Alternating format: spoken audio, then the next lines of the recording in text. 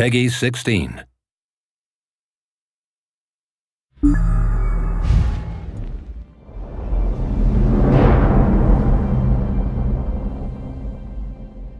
I'm Paul Sage. Hi, I'm Nick Conkle. Hi, I'm Dan Crenshaw. And we're here to talk about the group gameplay in Tamriel. Yeah, so here what we're looking at is an overland boss monster. One of the things we looked at is the fact that people at first really kind of like to get their legs, so to speak, under them by playing alone. And so what we wanted to do is provide friction elements to really get people involved in playing with other people, because we don't want to force you to play with others. We want to give you encouragement. So we opened up here with Sorcerer's Crystal Shard, kind of stun the guy right off. I'm the healer there, just went into lightning form, we'll do it again, yeah. So that's gonna reduce my damage, so I usually pop that when the boss has turned to target me.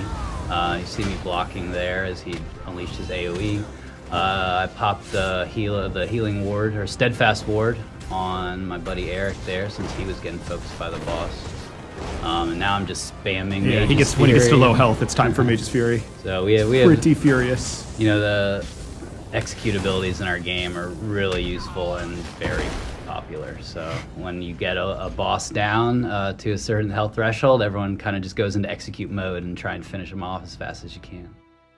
This is trying to find a group member, and the fact that, you know, we don't want you to. We want to make sure that the world is big, and therefore we put lots of exploration points. But we don't want to artificially keep you from people by making it to where, you know, it takes an hour to get to somebody.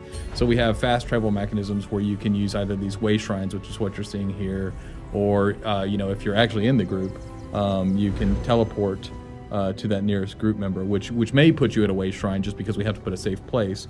But the idea is to get you with your group members as fast as possible. Yeah, and being able to just pop open your map, click on that way shrine, and instantly teleport there anywhere that you've already discovered. It's really nice. And this is a Dark Anchor encounter. Yeah, anytime you see something like this out in the world and you know, hey, there's 6 guys there and they're performing some sort of super ritual and I'm pretty sure something terrible is going to happen after that, you want to be able to quickly get a friend to come with you, because you're not going to be able to take that out by yourself probably. That guy's going to be fine. Trust me, guys. I don't think he's going to be fine at all. It's going to be great. he's floating in midair. Yeah, so he got sacrificed, and in his place, bad things. I think one of the funniest things about Dark Anchor, he's going to be fine too. Oh, he's not going to be fine at all. No, that feels good. Yeah. Poor guy floating up into the sky. Countdown to 1 shot. 3, 2, 1. 1 shot. There's nothing wrong with sneaking up with a bow. P.S. That guy was dead. 1 shot. Give him the AoEs.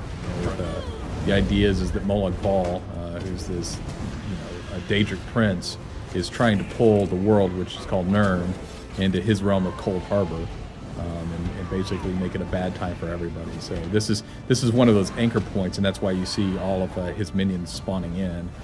These Daedra are trying to prepare the way for him to bring Nirn into Cold Harbor. This Dark Anchor's not given up easily. You know, I think we're pretty well positioned here to make sure that we can. You know, but we can see monsters. Every person's engaged in an individual little fight, and Dan sort of in the back healing, but also dealing with guys that are rushing at him. So there's just enough action that if you aren't coordinated and working together like this, then, you know, everyone will just scatter and die on their own. So, you know, Dark Anchor's really started to take off when we introduced the mechanics of you know, the switches there, or the pinions that you have to release, and you have to decide, okay, which one of us is going to go stop fighting the monsters to go run over and hit the pinions. It just added, you know, a few more interesting decision points in the gameplay there. Yeah, I really like the feel of it versus how, like, it used to feel more like an arena, you know, a game style, and this is more like Bal's trying to defend himself, throwing everything he's got at you, and you sort of have to just deal with all the problems, and they're just coming constantly. Probably want to protect the healer there. Yeah, there you go. Oh, is that the crystal mortar there? I love that one. Yeah, I really like just how it's just a continuous wave of all kinds of terrible things from all kinds of terrible Daedric enemies, right? And, you know, and because of that unpredictability, you want to make sure you bring a really flexible party and build to the situation. You know, when we switch back and forth between first person and third person, you know, I know a lot of the guys around here like to play in third person, just because of the situational awareness. But almost every time I'll play in first person, just because I really like the level of detail it provides, and some of the cues are easier to read actually. I like the bow first person in particular too. There's something about the aiming that feels very good to me when I play that way versus in melee. A lot more often I like to play in third person. I think something worth pointing out too about what you're seeing on screen right here is it's the Dragon Knight Firestaff build, but he's wearing heavy armor. So it's kind of an unusual combination, right? There isn't really an archetype that fits with per se. It's a little mage, it's a little battle mage. And it's just something that people found on their own. It wasn't necessarily something we built the game around. It was a build that emerged naturally when people sort of found the synergy between the Firestaff and some of the Dragon Knight abilities. So it's pretty popular, and it's also quite survivable. You can see him both tanking and dishing out some pretty solid AoE damage. So I really think my Clan Fear is beating us all. the Clan Fear, that thing's doing work. Get it done, Clan Fear. Yeah, he's taking on that Storm Knock. Oh, that was the Templar Spear. Yeah, spearing him for days Great there. ability.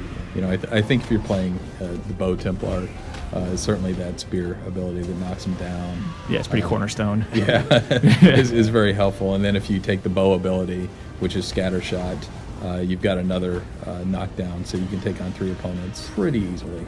Yeah, so I chose the Sorcerer Healer because I love the heal staff abilities first off, and the Sorcerer gets a ton of mana regen. Dark Exchange.